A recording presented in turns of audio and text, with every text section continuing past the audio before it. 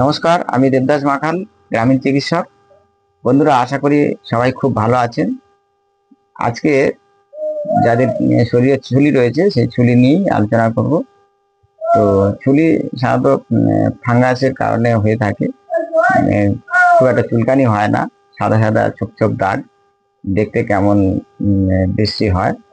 শরীরে যদি বিভিন্ন জায়গায় এই চুলি দেখা যায়, সেই চুলির রং আর গায়ের শরীরের যে ত্বকের উপরে যে রং, সে রংগুলো একটু আলাদা আলাদা মতো লাগে, তাই দেখতে খুব খারাপ লাগে।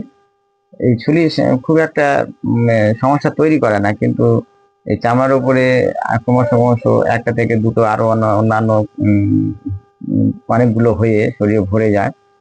তো এক একজনের এই চুলি নিয়ে খুব দুশ্চিন্তা পড়েন। তো আমি আজকের এই চুলির জন্য কেটোকোনাজল শ্যাম্পু নিয়ে আলোচনা করছি। এই কেটোকোনাজল শ্যাম্পু ব্যবহার করবেন, চুলি একদম ছেড়ে যাবে। 5 থেকে 7 দিন মতো ব্যবহার করবেন, চুল ছেড়ে যাবে।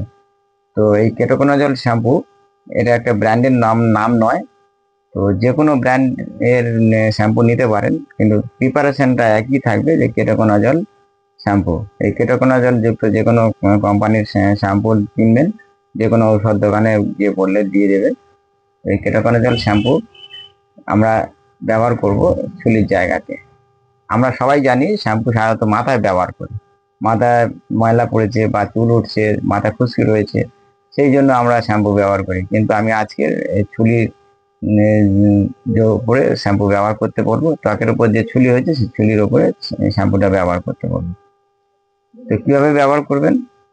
80 ভাগ শ্যাম্পু নেবেন। শ্যাম্পুটা সাধারণত একটু গাঢ় হয়, তাই 80 ভাগ শ্যাম্পু নেবেন, আর 20 ভাগের মতো একটু জল নেবেন। নিয়ে পাতলা করে একটু মিশিয়ে নেবেন। সেই পাতলা শ্যাম্পুটা চুলির ওপরে চান করার আগে, স্নানের ঠিক 1 ঘন্টা আগে এই ব্যবহার করবেন চুলির জায়গাতে। তো একবার ব্যবহার করলেন, দুবার ব্যবহার করলেন, একটু 2-5 মিনিট ছাড়া ছাড়া 2-3 বার ধরে ব্যবহার করলেন।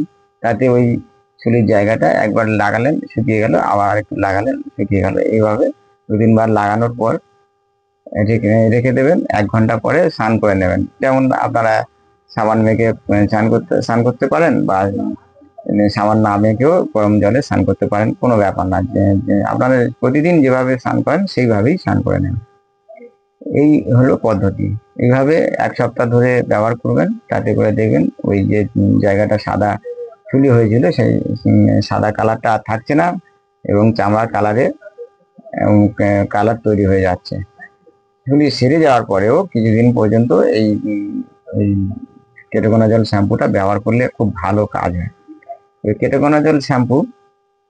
কেটোকোনাজল যে মেডিসিনটা রয়েছে, এটা অ্যান্টি ফাঙ্গাল মেডিসিন। এই যে কোনো ছত্রাক বা ফাঙ্গাসের উপরে এই কেটোকোনাজল কাজ করে, তাই এই শ্যাম্পু চুলির ওপরেও খুব ভালো কাজ করে।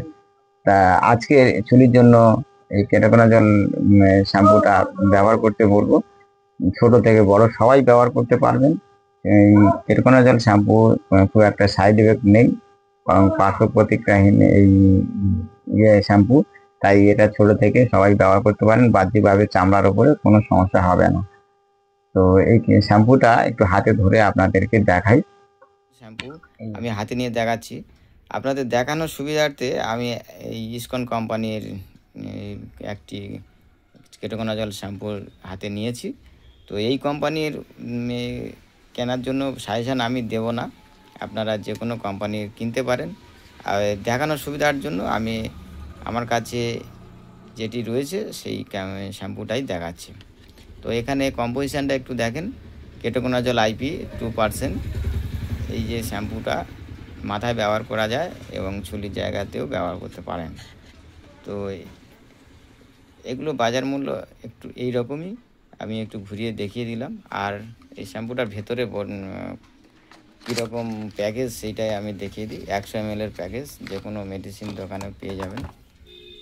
এই দেখেন এই রকম, এটি গাঢ়, তাই 80% শ্যাম্পু নেবেন, আর 20% মতো একটু জল নেবেন, নিয়ে একটু মিশিয়ে চুলির জায়গাতে ব্যবহার করবেন।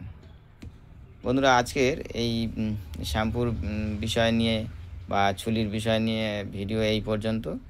আগামী দিনে নতুন কোনো বিষয় নিয়ে নতুন ভিডিও নিয়ে আসা পর্যন্ত আপনারা সুস্থ থাকবেন, সবল থাকবেন। নমস্কার।